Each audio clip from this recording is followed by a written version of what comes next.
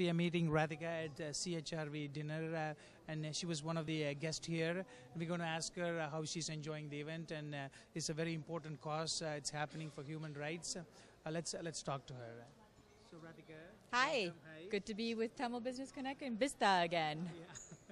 So can you elaborate on the evening you spoke on the stage? For our viewers, can you tell your feelings and the connection with the human rights and what is Absolutely. Happy to do that. With the New Democrats, with the NDP, we've been the leaders in Canada to defend human rights, and especially on the topic of Tamils in Sri Lanka, we have been the leaders on that issue, and I think many of your viewers know that already.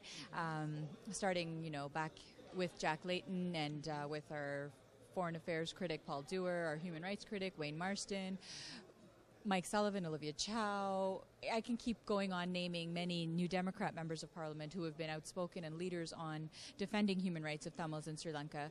Most recently, what Paul Dewar and I have done together, we have launched a national online petition at petition.ndp.ca/Sri Lanka, and this petition is calling for an independent international investigation into the alleged war crimes and crimes against humanity that took place on the island of Sri Lanka near the end of the Civil War.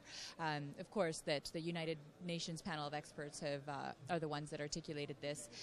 We're calling for Canada to take a principled stand and to not attend CHOGM, which is a Commonwealth Heads of Government meeting, because of the work that I have done and many of the NDP, even including our leader Tom Mulcair, asking Stephen Harper in the House of Commons to not attend the Commonwealth Heads of Government meeting because it's being hosted in Sri Lanka in this November. The Prime Minister has now agreed that he will not be attending, but there was always a plan to send another delegation.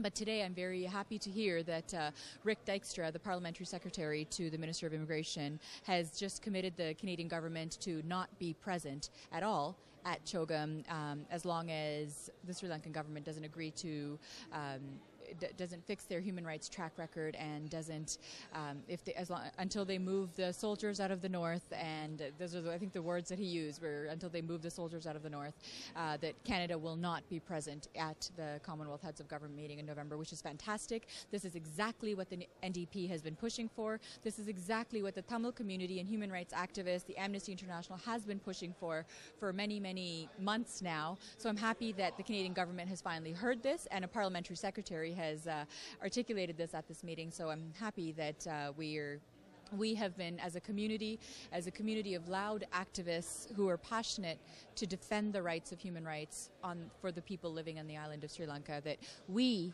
have something to celebrate, that we had the confirmation that the Prime Minister will not attend, and now from a Parliamentary Secretary we have commitment that there will be no Canadian presence. So that's been one of our victories tonight, because this is the first time that we heard this commitment from the Canadian government. Which is great. And you also, in the thing you mentioned about the petition, like what kind of traction are you getting? Like our viewers may not know the petition. How do they get involved with them? Like, can you elaborate and tell us how many signatures have you got?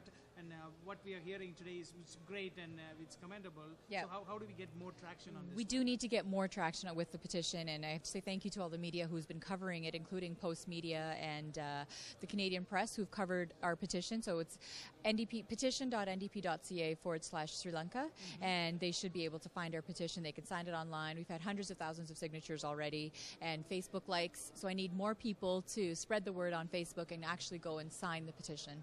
And that's how we're going to make sure that this public announcement that the Parliamentary Secretary made here is actually enacted, and because this government has proven to us that we can't trust them with many things. They say one thing, but then it's for certain that we can't just trust their words. So we need to continue our push right until November, so that we make sure that Canada is not present at the Commonwealth Heads of Government meeting, and we ask that the Canadian government, the Conservative government, take a principled stand on Sri Lanka and not attend. Perfect. Thank you very much for your time, and we will continuously be on top of things, and we will be getting your feedback. Fabulous. Thank you so much, Jay, and great to be with Vista viewers again. Thank you.